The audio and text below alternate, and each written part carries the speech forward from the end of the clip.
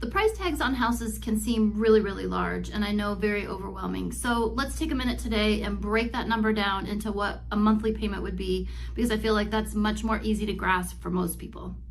Hi, I'm Nicole Scherrer, and I help good people buy, sell, and invest in real estate here in Indianapolis, Indiana. Today, let's talk about pre-qualification. Now, what is a pre-qualification? It's basically meeting with a lender and then finding out from them what you're able to afford. It's just a really good place to start when looking for a home, so that you can feel confident that you are looking at homes that you can actually afford. That pre-qualification meeting can be done over the phone. A lot of times it can be an online app. There's lots of ways to do it based on your schedule. But they're really going to talk to you about your income, sort of your debt. They're going to find out that income to debt ratio, and they can help work through that. And then your credit score, to take those factors in and really figure out what makes sense for you in today's market.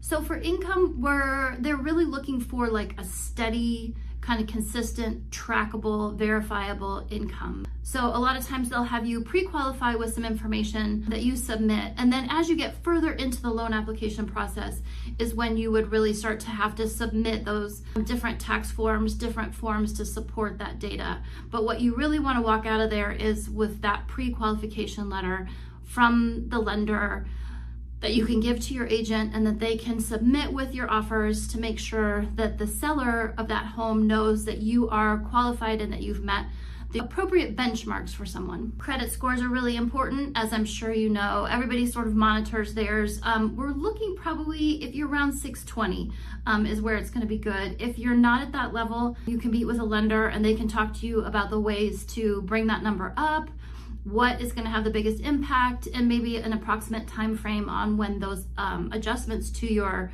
credit score can happen. You know, the debt part of it is also something important to look at. The lender is going to work with you to see what that factors into compared to your income. And then at that point, maybe you don't qualify for what you want to look for, but you can walk away with probably a pretty good plan on the ways to improve your financial outlook, what debt you're going to chip away at first to get that score and to get that possibility for you. So the way a realtor can also help with that process is that we can take those targeted numbers that you've received possibly for an offer price from a lender, and then we can put it into what's called a buyer's net sheet. And that buyer's net sheet is going to be something that's going to show you kind of all the different taxes and prorations and different things that are going to come to you, so you know exactly what you're going to need to bring to the closing table and an approximate number of what you're going to have to pay monthly. So we're just trying to take that really, really big number that sometimes looks insurmountable when you're looking at homes and break it down and make sure that it's something that you're comfortable with,